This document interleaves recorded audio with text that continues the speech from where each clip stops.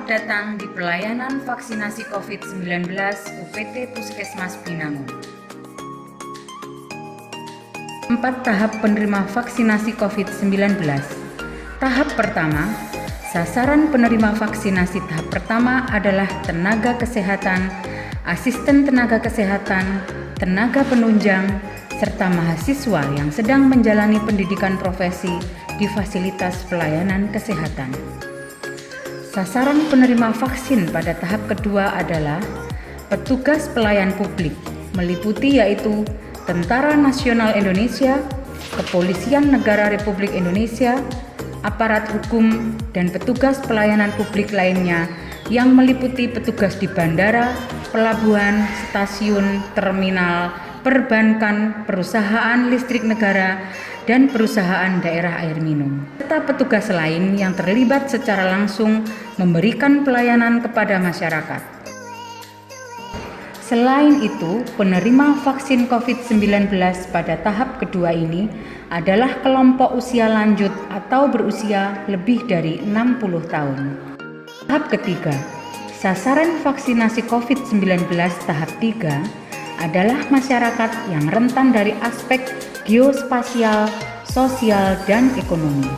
Tahap keempat, dengan sasaran vaksinasi tahap 4 adalah masyarakat dan pelaku perekonomian lainnya dengan pendekatan klaster sesuai dengan ketersediaan vaksin. Alur pelayanan vaksinasi COVID-19 di UPT Puskesmas Binangun. Sebelum dilakukan vaksinasi COVID-19, pastikan calon penerima telah melakukan registrasi ulang dan datang tepat waktu sesuai jadwal, serta jangan lupa membawa etiket vaksinasi dan atau EKTP. Sebelum memasuki fasilitas kesehatan, calon penerima vaksin terlebih dahulu mencuci tangan dengan sabun atau hand rub sesuai protokol kesehatan. Kemudian calon penerima vaksin diarahkan ke meja PTM untuk melakukan pemeriksaan, meliputi 1. Pemeriksaan tekanan darah. 2. Pemeriksaan tinggi badan. 3. Pemeriksaan berat badan. 4. Pengukuran lingkar perut. Dan 5. Pemeriksaan kadar gula dalam darah. Selanjutnya, calon penerima vaksin diarahkan ke meja pertama, meja registrasi. Calon penerima vaksin menunjukkan identitas kepada petugas. Petugas akan memverifikasi identitas tersebut ke dalam aplikasi Piker. Apabila calon penerima vaksin sudah terdaftar di aplikasi Piker vaksinasi, maka calon penerima vaksin melanjutkan ke tahap selanjutnya, yaitu meja 2. Apabila calon penerima vaksin belum terdaftar di aplikasi Piker, maka calon penerima vaksin diarahkan di meja verifikasi untuk dilakukan pencatatan dan diusulkan untuk menjadi penerima vaksin dengan menunjukkan identitas dan surat keterangan bekerja. Meja 2 atau meja screening. Pada tahap ini, calon penerima vaksin akan dilakukan screening meliputi pengukuran suhu tubuh, tensi darah, dan akan dilakukan tanya jawab meliputi 1. Apakah ada kontak dengan orang yang sedang dalam pemeriksaan atau terkonfirmasi atau sedang dalam perawatan karena penyakit COVID-19 dalam waktu 14 hari terakhir? Jika ada, apakah mengalami gejala demam, batuk, pilek, sesak napas dalam 7 hari terakhir? Jika iya, vaksinasi ditunda sampai 14 hari setelah gejala muncul. Kedua, apakah calon penerima vaksin pernah terkonfirmasi menderita COVID-19?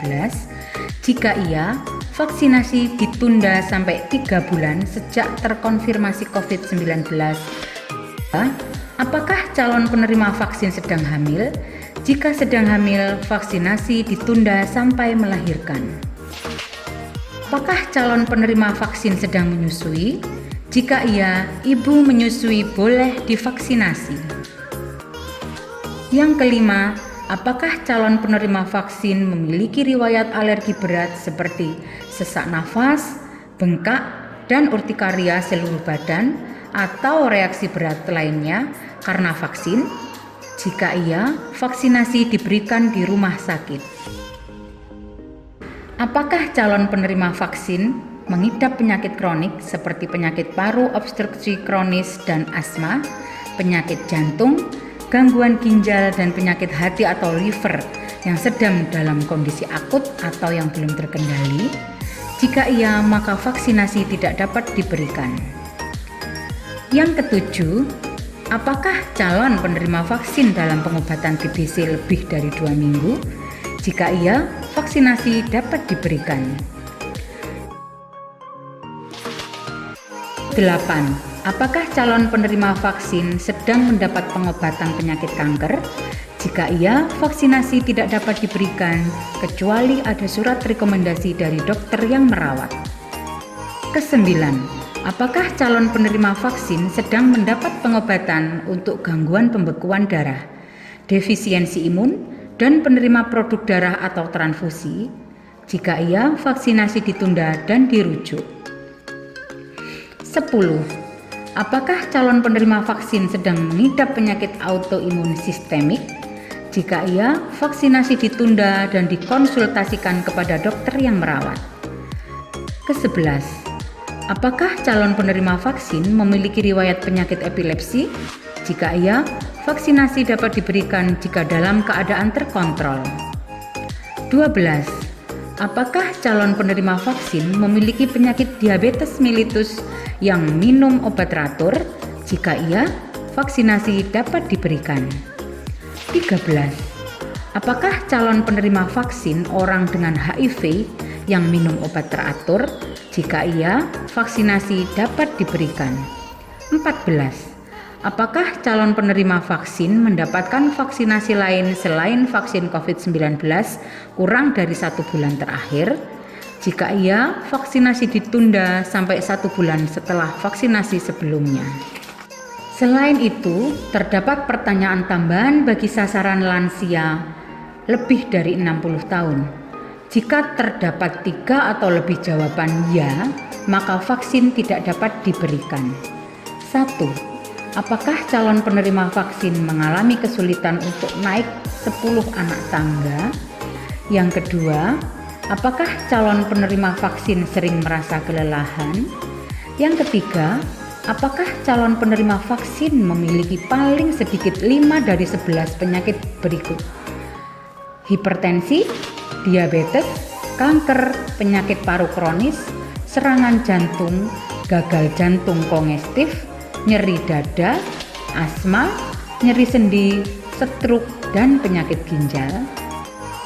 Yang keempat, apakah calon penerima vaksin mengalami penurunan berat badan yang bermakna dalam setahun terakhir?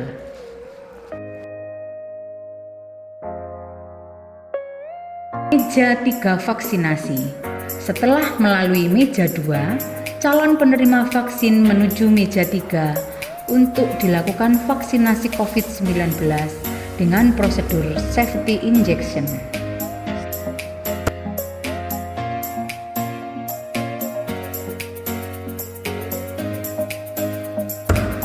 Meja 4 observasi. Pada tahap ini penerima vaksin diobservasi selama 30 menit.